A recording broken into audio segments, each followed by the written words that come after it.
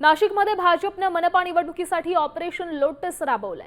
एकाच वेळी ठाकरे सेनेसह काँग्रेसला मोठा धक्का दिलाय। नाशिकचे 2 माजी महापौर भाजपच्या गळाला लागले।